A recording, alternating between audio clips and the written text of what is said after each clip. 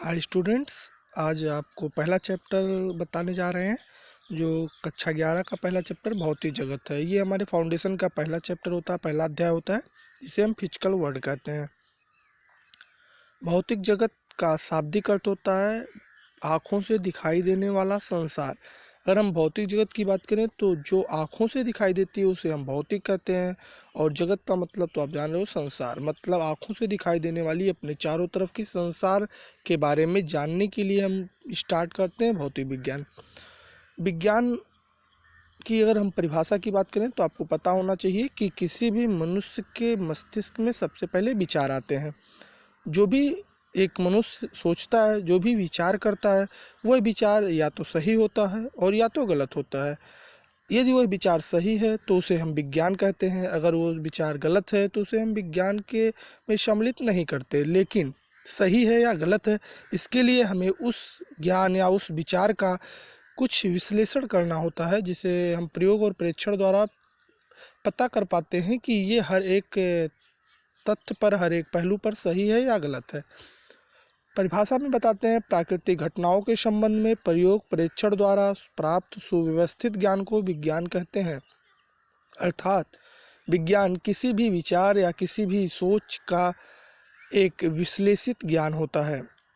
विज्ञान एक संस्कृत का शब्द है। इसे लैटिन भाषा में साइंटिया, अंग्रेजी भाषा में साइंस और अरबी भाषा में इल्म कहते हैं। इन सब का अर्थ नॉलेज या जानना होता है। विज्ञान को हमने मुख्यतः 3 भागों में बांटा है, जिसमें पहला है भौतिक विज्ञान, दूसरा है रसायन विज्ञान, तीसरा है जीव विज्ञान। आपको हम बताएं कि हमारे परिवेश में जितनी भी वस्तुएं हैं, इनको मुख्यतः 2 भागों में हम लोग डिवाइड कर दिए हैं। पहला द्रव्य मैटर और दूसरा ऊर्जा एनर्जी। वे पदार्थ या वस्तु जो ठोस द्रव गैस अवस्था में पाए जाते हैं उनको हम द्रव्य के सम्मिलित करते हैं, द्रव की कैटेगरी में रखते हैं। और जो इन तीनों अवस्थाओं में नहीं पाए जाते उन्हें हम लोग ऊर्जा की कैटेगरी में रखते हैं।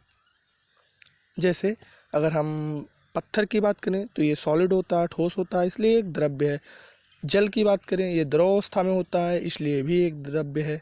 अगर हम ऑक्सीजन की बात करें तो ये गैस अवस्था में होता है, अतः ये भी एक द्रव्य है। लेकिन अगर हम ध्वनि की बात करें, वैद्युत की बात करें, ऊष्मा की बात करें, तो इन सब का कोई भी अवस्था नहीं होती है, इसलिए ये ऊर्जा है।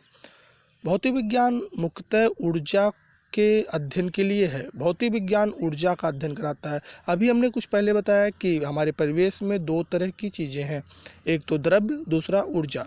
ऊर्जा का अध्ययन हम भौतिक विज्ञान में करते हैं और द्रव्य का अध्ययन हम रसायन विज्ञान में करते हैं। वहीं पे जीव विज्ञान सजीवों में होने वाली क्रियाएं जैसे श्वसन, पाचन, प्रजनन, उत्सर्जन तथा उनसे संबंधित क्रियाओं का अध्ययन करते हैं। भौतिक विज्ञान को अगर हम सिंपल एकदम साधारण शब्दों में कहना चाहें तो ये कह सकते हैं कि विज्ञान की वह शाखा जिसमें ऊर्जा का अध्ययन किया जाता है। लेकिन उसे विस्तृत रूप में कहने के लिए बताते हैं कि विज्ञान की वह शाखा जिसके अंतर्गत ऊर्जा, ऊर्जा के रूप, ऊर्जा में होने वाले रूपांतरण तथा इससे संबंधित घटनाएं आदि का अध्ययन की जाती है, भौतिक विज्ञान कहलाता है।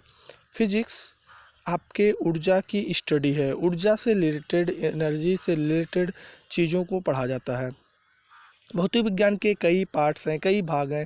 जैसे हम यांत्रिकी ऊर्जा को पढ़ने के लिए यांत्रिकी में डाले हुए हैं, मैकेनिक्स बोलते हैं।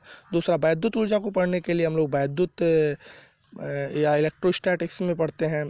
तीसरा चुंबकत्व है, इसमें हम चुंबक, चुंबकीय बल, चुंबकीय क्षेत्र और उनके प्रभावों का अध्ययन करते हैं। वहीं पे प्रकाश एक ऊर्जा का रूप है, जिसका अध्ययन हम प्रकाशिकी या ऑप्टिक्स चैप्टर में करते हैं, ऑप्टिक्स भाग में करते हैं। हीट एक ऊर्जा का रूप है, इसको उष्मागतिकी में पढ़ा जाता है। नाभिकीय ऊर्जा का अध्ययन या ना उससे संबंधित घटनाएं नाभिकीय भौतिकी, न्यूक्लियर फिजिक्स में किया जाता है। और सूक्ष्म ऊर्जाओं का अध्ययन या सूक्ष्म भाग का अध्ययन हम लोग क्वांटम भौतिकी या क्वांटम फिजिक्स में करते हैं। भौतिक विज्ञान से हमारे जीवन में कई उपलब्धियां मिली, हमारे जीवन को कई तरह से सरल बना दिया है। हम जैसे रॉकेट को लॉन्च करते हैं, हवाई जहाज़ उड़ाते हैं, जल से विद्युत उत्पन्न करते हैं, ऊष्मा इंजन चलाते हैं, रेफ्रिजरेटर चलाते हैं, पर्सी तक चलाते हैं, विद्युत जनित या जनरेटर चलाते हैं। तो इस प्रकार कौन सी उपलब्धि किस नियम या किस सिद्धांत की वजह से हो पाई है, इसके बारे में हमने थोड़ा सा लिखा है, इसे आप समझेंगे। रॉकेट नोदन, रॉकेट को लॉन्च करना मतलब रॉकेट के उड़ना, ये न्यूटन के तीसरे नियम, गति के नियम के तीसरे नियम पर लागू होता है। आपने सुना होगा क्रिया प्रतिक्रिया का नियम, इस नियम पर ही रॉकेट उड़ता है। अर्थात हम न्यूटन के क्रिया प्रतिक्रिया के नियम के आधार पर, तृतीय नियम के आधार पर ही रॉकेट को लॉन्च कराते हैं। वायुयान, एरोप्लेन की बात करें तो इनके जो ब्लेड्स होते हैं, जो इनके पंखे होते हैं, वो इस शेप में होते हैं जो बर्नौली प्रमेय के, बर्नौली सिद्धांत के आधार पर कार्य करते हैं।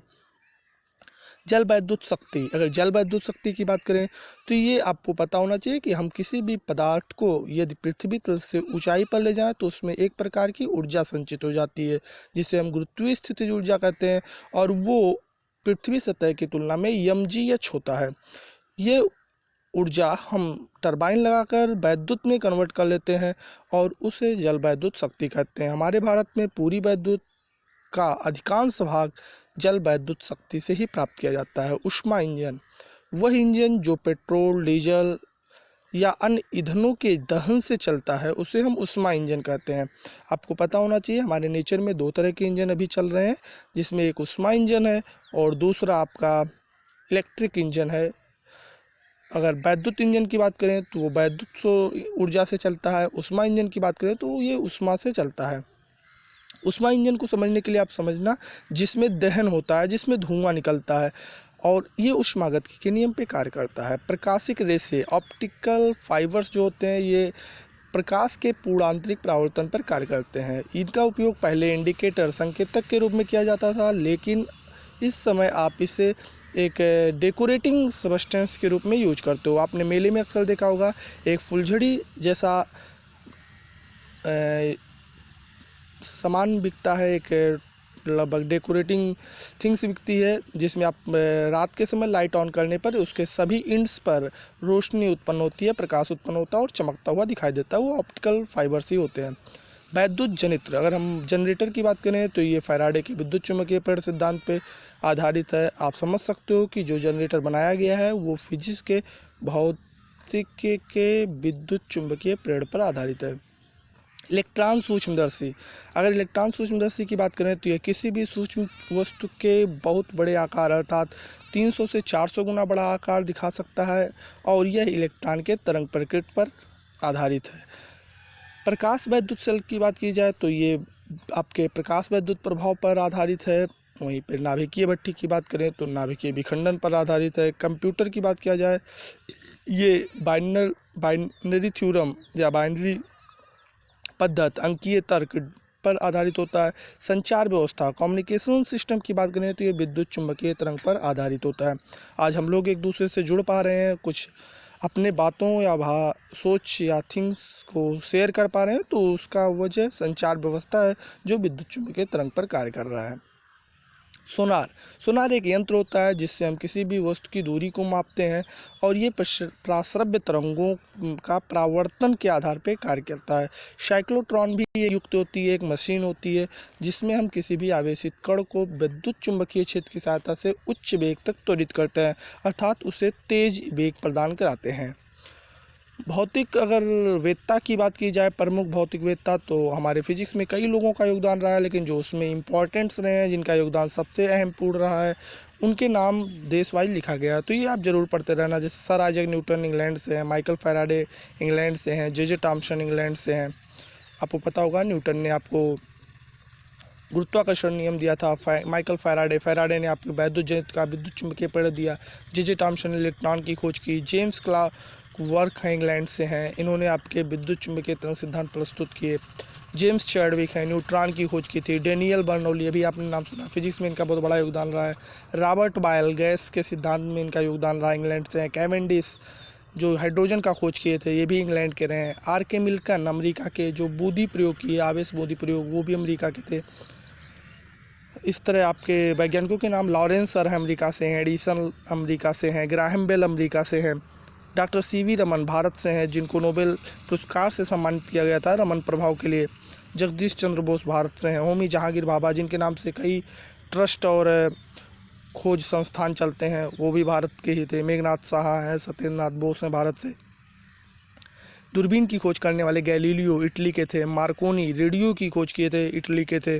अल्बर्ट आइंस्टीन का नाम आप तो बहुत बार सुना होगा, ये जर्मनी से थे, जिन्होंने E=mc² रिलेटिविटी थ्योरी दी। डब्ल्यू के रॉन्जन, ये भी जर्मनी के थे, जिन्होंने एक्स किरणों की खोज की। आज हम लोग जो एक्सरे कराते हैं उन किरणों की खोज रॉन्जन ने ही किया था। इसके लिए इन्हें नोबेल पुरस्कार दिया गया था। हेनरी बैकुरल रेडियो एक्टिवता की खोज करने वाले वैज्ञानिक फ्रांस से थे। दे ब्रॉगली, ब्रॉगली का नाम आपने सुना होगा, दे ब्रॉगली जो थे वो फ्रांस के थे। रदरफोर्ड न्यूजीलैंड के थे। आर्किमिडीज यूनान के थे। मैडम क्यूरी जिन्होंने रेडियम की खोज की थी, पोलैंड की थी, इन्हें भी नोबेल पुरस्कार से सम्मानित किया गया था, इनके हस्बैंड प्यूरी क्यूरी के साथ। नील्स बोर जिन्होंने फिजिक्स और केमिस्ट्री दोनों में योगदान दिया, डेनमार्क से थे।